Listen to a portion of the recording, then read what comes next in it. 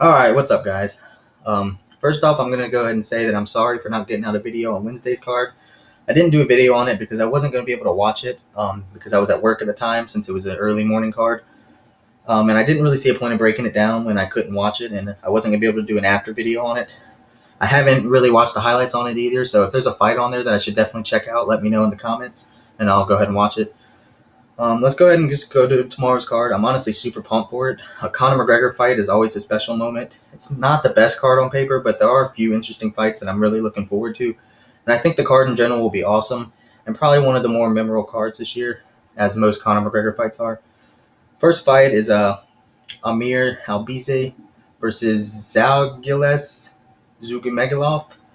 Jesus, these names, man. Albizi isn't so bad, but man, this other one. Anyways, I think this is an okay fight. I think Albizi is a pretty good prospect for this division. He's only 27 years old. He's very well-rounded. His last fight, he even got a triangle choke, which you don't see that often anymore. From watching the tape on him, he improves with every fight as well.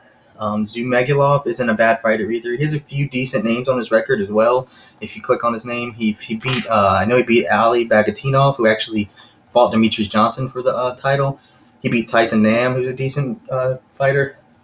His loss to Paviev is not a bad fight, not a bad loss. He didn't get destroyed in that fight either. He was in there. He just lost to the better fighter that fight. I honestly think Albizi will be more technically sound and win a decision. I think they're very similar in the feet, but Albizi has better grappling. I think that's where he will win the fight. Zumagilov has only been finished one time in his career by TKO down here in 2015. He's definitely gotten better since, and I think he will hold his own in this fight. But I do see him comfortably losing. But it's a good fight for the flyweights, and it's a good opening fight. So I'm picking Albizi by decision. Next fight, Nick Lentz versus Mozov Ivilov. Another name that I hate saying. I think it's a showcase fight for Ivilov. He's an ex. Sorry, guys. He's a great prospect in my opinion. Definitely someone to watch out for. I've been super impressed with this last fight, especially with this last fight versus Mike Grundy, who I'm also sort of high on. He also had to fight adversity in that fight where he almost got submitted, and you always like to see that out of a young up-and-coming fighter. He also has some names on his record that I really like. I know he beat, like I said, Mike Grundy. Barzola's an okay fighter. Choi's not the best fighter, but I mean, still a good win. And he has a lot of finishes early in his career. Nick Lentz is a vet, though. He's been fighting in the UFC for what seems like forever now. He's a very tough fighter. He has a very good chin. He's one of the gritty wrestling types with a pretty decent cardio. He can push a nice pace on you. I just see Evilov doing everything right in the fight and on the feet and even on the ground if he wants to take it there. I think he either wins a comfortable decision and maybe gets a late round stoppage. But since Lentz is tough, I think he will survive and make it a fight, but still lose all 3 rounds. It has the potential to be either a pretty fun fight or a very slow-paced fight, too. We'll just have to see how it goes. I'm picking Evilov by decision. This next fight is a super mismatch, in my opinion. I'm a huge fan of Khalil Roundtree. He has huge power in his hands and kicks, and he's just a scary guy in general. I mean, look at the guy. And after his fight with Eric Anders, I honestly thought this man was just going to start tearing shit up and just destroy everyone in the division, but it didn't go that way. I think he lost to Kutelaba. Yeah, Kutelaba also lost to Johnny Walker. But if Thailand Roundtree shows up tomorrow, it's going to be a quick night for Prachnio, who has gone 0-3 in the UFC so far. He hasn't totally lost to bums or anything. I mean, he's fought Sam Alvey, who, not the best fighter, but has potential to knock you out.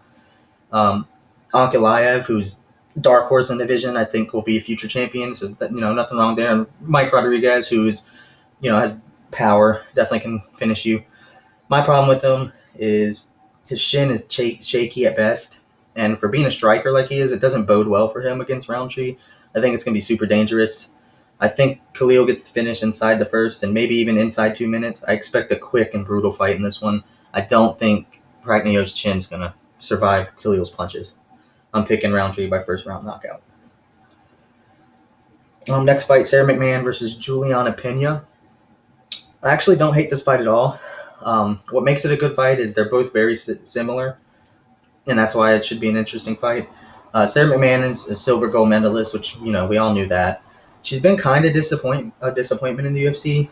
A lot of people had high hopes for her, but I still think she's a decent fighter. Her wrestling and control is pretty good, and her overall Brazilian Jiu-Jitsu game isn't bad either. She's been doing a lot of Brazilian Jiu-Jitsu matches recently, so I think she might have the edge there a little bit. On the feet, she's nothing crazy, but she can definitely hold her own. She has some power. Juliana Pena is also just kind of the same way, good grappling. She's also very strong and has the ability to control any and grapple with anybody in the division. They've both been caught in submissions twice in the UFC, so I'm still not totally sure who to pick in this one. I actually like Pena, but I think McMahon for some reason will catch her with something later in the fight, maybe late in the third. It's not a pick where I'm very confident, but it is what I'm going to go with after watching the tape. So I got McMahon by third round submission. She might get a decision too, but I just see her catching Pena for some reason. We've seen it in the Shevchenko fight, and she got finished by Jermaine Durandamy, who's not necessarily the best submission artist. I think that was probably her first submission, right? I think that was it. Let's see. I think it was her first submission. Shevchenko, fine. She can submit people. Guillotine. Let's see. Yeah, first submission on her career. So I definitely think McMahon can catch her.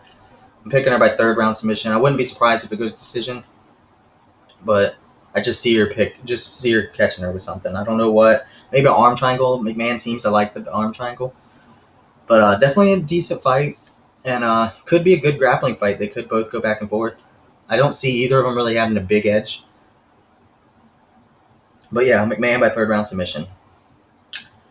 Next fight, Brad Tavares versus Antonio Carlos Jr., Shoeface. I'll be honest, it's not the most exciting ever. I do think it'll be like a typical Brad Tavares fight that goes to a decision. I like Brad Tavares. He's an actual pretty good striker, but he doesn't necessarily have that killer instinct like most guys. He doesn't get a lot of finishes. He is a tough guy, though, and he's not the easiest guy to finish at all. Carlos Jr. isn't the best striker at all. He's kind of slow and plodding, but he does have some power, but nothing crazy. I don't think he's going to catch Brad Tavares or anything. I think Tavares has a huge advantage on the feet, and I do think it'll stay there. I think he'll easily pick Carlos Jr. apart there. Maybe Shoeface, which I love this dude's nickname, can get the fight to the ground and submit him, but Tavares isn't the easiest guy to just take down, and I don't think he's ever been submitted. I know he didn't even get finished against Israel. Lost rear naked choke by Court McGee, but that was back in 2010. Punches. Yeah, he's been submitted once in the Ultimate Fighter by Court McGee in 2010. So I don't think he's getting finished by submission, and I definitely don't think Carlos Jr. is going to knock him out. When I think of Carlos Jr., honestly, the only fight I remember, I think he fought Dan Kelly, who really put it on him. Yeah, Daniel Kelly, ground and pound. I remember that fight very well, and it's just every time I see him, that's what I think of. But I don't think he's going to outstrike Brad. If he does, I'd be really shocked. I think it stays on the feet, and Brad wins a decision, and maybe not the most exciting fight we've ever seen, but who knows? I do think Brad Tavares wins, though. Okay, so now this next fight, very interesting. This fight wasn't supposed to happen. They both actually had different opponents. Sarukian was supposed to fight mini Kelvin Gastelum, but like Kelvin Gastelum, he has weight issues and he didn't even weigh in. I'm not sure if the weight cut was the problem, but I am assuming it is. And then Matt Frivola was supposed to fight Otman Azitar, who I actually really liked, and I was really looking forward to that fight. Now, this is the crazy part. Azitar apparently broke the bubble, as Dana put it, and he broke COVID safety procedures as he let an unauthorized guy enter the hotel with a wristband provided by himself to deliver some bag to his room. He was actually cut from the UFC today, and I can't really blame Dana for doing it. I mean, I don't know how dumb you can be right now to do that shit. And not even that, they captured it all on film. I wish I could talk to Azitar and ask him what the hell he was thinking and what the hell was in that bag. Anyways, on to this fight. I don't think it's as compelling as either of the canceled fights. It's a decent fight, but I think RN is better than Favola everywhere. I've been impressed with his few UFC fights. He fought Islam Makhachev in his debut, and he held his own, and he showed that he's a good, well-rounded fighter. He has good striking and great ground game. Um, in that fight, they both went back and forth with grappling, and Islam's no joke. Favola, on the other hand, is very tough. He hits hard, and he has good wrestling in his own right. But I think the only way he's going to win this fight is if he can catch Arvin early, because I don't see him winning as the fight drags on, and I don't think he can out-wrestle Arvin either. I honestly think Arvin's going to get the knockout here. We've seen Favola knocked out before, and as tough as he is, he really holds his hands too low for me, and I can see him getting caught. I think this is going to be Arvin's breakout fight, and I think he's going to get his first UFC finish. I think he's going to catch Favola with a big right hand and maybe a kick or something and get the finish by second round knockout. But it should be a good fight. It's just I wish the other fights were going on. I wish Ottman wasn't a fucking idiot. I mean, how dumb can you be? All right, on to the next fight. It's the first fight on the main card, which is actually a really good women's MMA fight. It's very high level. Rodriguez is a pretty good fighter. She has okay striking, and she can hold her own on the ground. The weird thing about her, looking at her record, she has 2 draws on her record in the UFC against Cynthia Calvillo and Randa Marcos. She usually doesn't finish the fights. As you can see, she has lots of decisions on her record. She has a few TKOs earlier in her career, but does have a finish in Dana White's Contender Series. But other than that, I don't think she has very good finishing ability, and I think that's her problem. A lot of her fights are super close, and you can tell that by 2 draws on her record and a split decision against Carla, which she maybe could have won that fight, but they gave it to Carla. I think it was a close enough fight that you can't really be mad that they gave it to Carla. Now Amanda Hebus, she's a finisher though.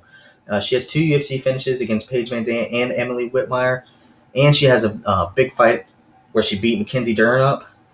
She probably could have got the finish there, but Mackenzie Dern's very tough in her own right. She's honestly savage, and I think she could be a future star in this division. She has amazing ground game. I mean, she went toe-to-toe with Mackenzie Dern. I know most of the fight was on the feet, but she didn't get submitted by Mackenzie Dern, who's excellent on the ground. And when on the feet, she throws heavy shots, and she can hurt you there. I mean, she hurt Mackenzie a few times. I think she's going to dominate Rodriguez wherever the fight goes and probably eventually catch her in a sub. I don't think Rodriguez is going to be easy to sub, but I do think she will do it. I can see her pounding her on the feet too, and I don't think she's going to get stoppage on the feet, but I can see her hurting her, maybe dropping her, hurting her, getting a takedown, and then submitting her. I do think Rodriguez will be tough and make it a little bit of a fight, but I do see her winning comfortably by probably 3rd round submission. I wanted to say 2nd, but I'm going to give Rodriguez the benefit of the doubt. She's never been finished. Her only loss is to Carla Esparza. She wasn't finished. But like I said, I think Hebus is a future star, and I do see her getting the finish this time. All right, next fight. All right, so this is actually a pretty interesting bout. Andrew Sanchez versus Mahmoud Muradov. Sanchez actually looked pretty good in his last fight. He's usually known, to put it bluntly, as like a boring wrestler that kind of fades in the later rounds. He's been finished in the later rounds twice. I know by Anthony Smith. I can't remember the other fight. Brian James, who is not very good at striking and did finish him by striking. And he got beat up by Marvin Vettori too. But his last fight, he looked very improved on the striking. He actually got a brutal knockout. And unfortunately for him, he's fighting this deadly man with scary striking. I mean, go watch this dude's highlight and you'll know what I mean. I mean, Muradov had one of the best knockouts last year, in my opinion, against Trevor Smith, where it was a 1-punch KO where dude's mouthpiece went flying. I mean, definitely go look that fight up. He's also managed by Floyd Mayweather, which is also pretty cool. And I just think as tough as Sanchez is, I do see Muradov catching him with something in the first 2 rounds. I'm thinking earlier than later. It should be a fun fight as long as it lasts. Sanchez's problem is I don't think he's going to be able to get it on the ground and on the feet. Even though he looked improved his last fight, he's miles away from this dude. Muradov's going to brutally knock him out, in my opinion. It's not going to be pretty. I'm thinking 1st round knockout for Mahmoud Muradov. All right, next fight. This fight. For one, why isn't in the hell is this fight above the Hebus fight? I get it's probably because of the rankings. I know Jessica I was number one contender for a while, and Calderwood before her last fight, she was also gonna fight Shevchenko for the belt.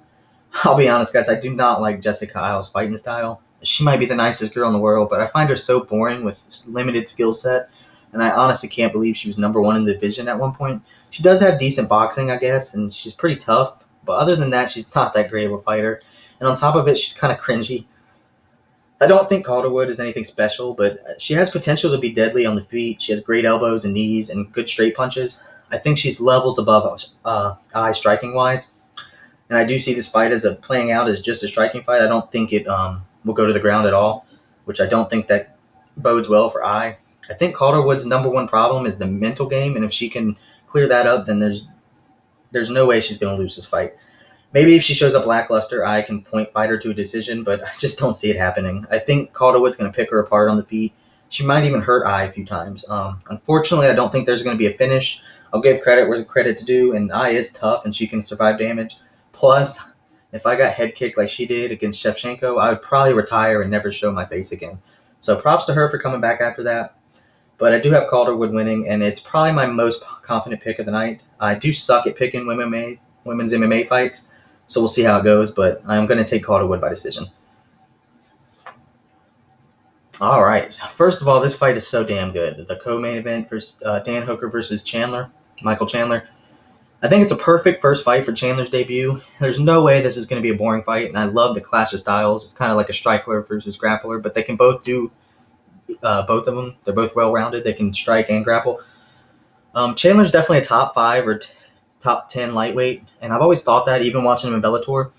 He has great wrestling, good cardio. He has huge knockout power in both of his hands. His footwork and striking has gotten so much better over the years. My problem with him is he's not afraid of a dogfight, and that's good for us, the fans, but against Dan Hooker, that's not going to be good, because Dan Hooker's so tough. And I just don't think he's going to be able to use the wrestling in this fight. Hooker's not an easy guy to take down and hold and control. If he does get Hooker down, I expect Hooker to get right back up. And on the feet, I can see it going a lot like the Hooker-Poirier fight, but with Chandler not having as much success as Poirier. And this isn't a knock on Chandler. I don't think he's as tough as Dustin is. I don't think he has a bad chin or anything, but I do think he can get knocked out and finished. I think he can get hurt at least. I think the first round's going to be insane. I expect them both to come out and put on a huge pace on each other and just beat the shit out of each other. I think both fighters will get hurt in that first round. As the fight goes on, I do see Hooker having more and more success on the feet, and I think he'll eventually catch Chandler with a knee or an elbow or maybe one of his nice left hooks and finishing him there.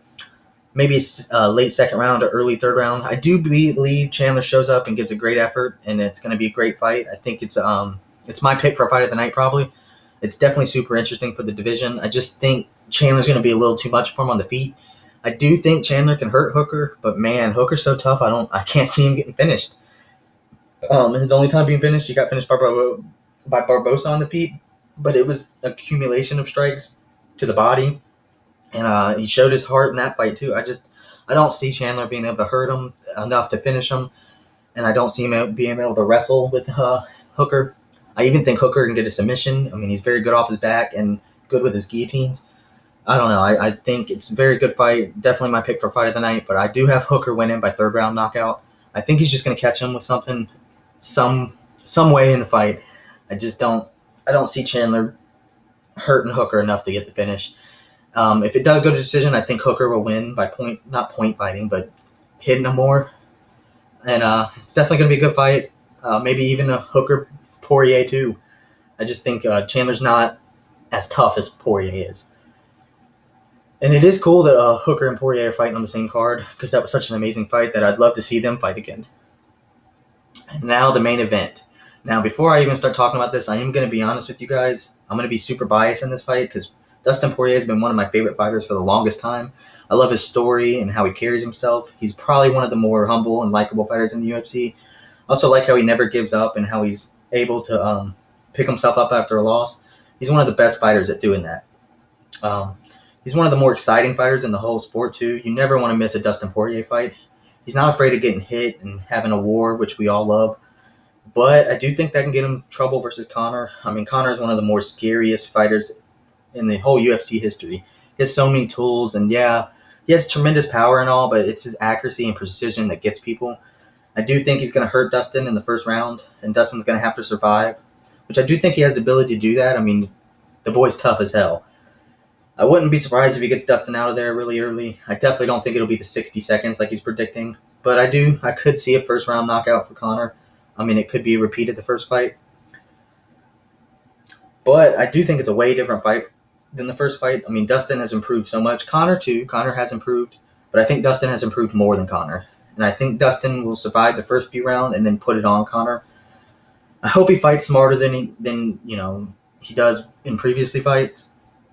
I hope he doesn't just come out and start swinging on against the Conor because he will be in trouble.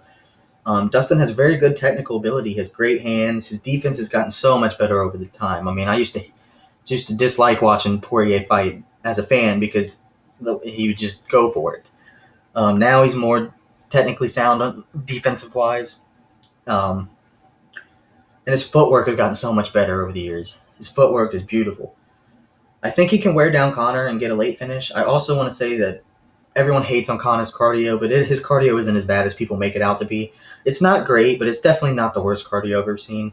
That being said, I think Dustin can mix it up with a few takedowns and maybe even hold Conor against the fence a little bit and survive the first onslaught. Like he's gonna come out hard and he's gonna hit Dustin Poirier hard.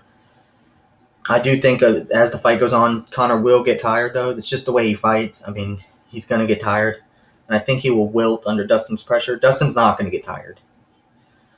I'm going to say it now. I am taking Dustin to win. I'm going to take him by TKO. Conor's chin isn't as legendary as his fans think. He's been rocked and hit hard a few times against strikers not as powerful as Poirier. And no matter how long the fight goes, Poirier does have that power to end the fight, whether it's the first round or the fifth round. I wouldn't be surprised to get him to see him get a sub either. But I'm just thinking KO for some reason. I wouldn't be surprised if Conor catches him early and wins, and then I'm sad. But I just have a feeling that Dustin wins this. I think he's the more hungry fighter at this point of their careers. And he just has more to prove than Conor. I mean, Conor says that he's back and he wants to prove and win 2 championships again, but I just don't think he has a hunger anymore. And how could he? I mean, dude's made so much money and he's done pretty much everything you can ask for as a fighter. Either way, I'm super excited for this fight. I'm super nervous too, like I said, since Dustin's one of my favorite fighters. But I do believe either way something special will happen in this fight. It's going to be one to remember. I am going to take Dustin Poirier by 4th round TKO. I'm not confident on it. I do think Conor could win. I think he's the rightful favorite in this fight. I think I see it 60-40 Conor, but I am going to go with my heart and pick Poirier. But man, I'm not confident on it at all. But I do hope he wins. Either way, I do like Conor being more humble. He hasn't talked shit to Poirier, which I'm glad about. He's not in Poirier's head, I don't think. Everyone keeps saying that he looks nervous in the weigh-ins and he had a bad weight cut, and I don't think so. I think Poirier is going to be just fine, and he's going to show up to fight. He always does. And either way, win or loss, he will give it his all, and that's what I'm looking forward to. Anyway, guys, Jesus, you hear this stutter? I need to go to sleep. Anyways, I appreciate you guys taking the time to watch this video. I'm sorry I didn't get the Wednesday video out. I definitely have 2 more videos coming out this week. I have a few list videos that I want to do that should be interesting. I think that will be different from my prediction videos and that can help my channel grow a little bit. Anyways, if you enjoyed this, give it a thumbs up and press the like button for me. I'll be back tomorrow night after the fight to my post-fight breakdown, unless Poirier gets absolutely wrecked in 3 minutes. Then I'm going to delete my channel and never post on here again. Once again, thanks for watching, guys, and I will see you guys later.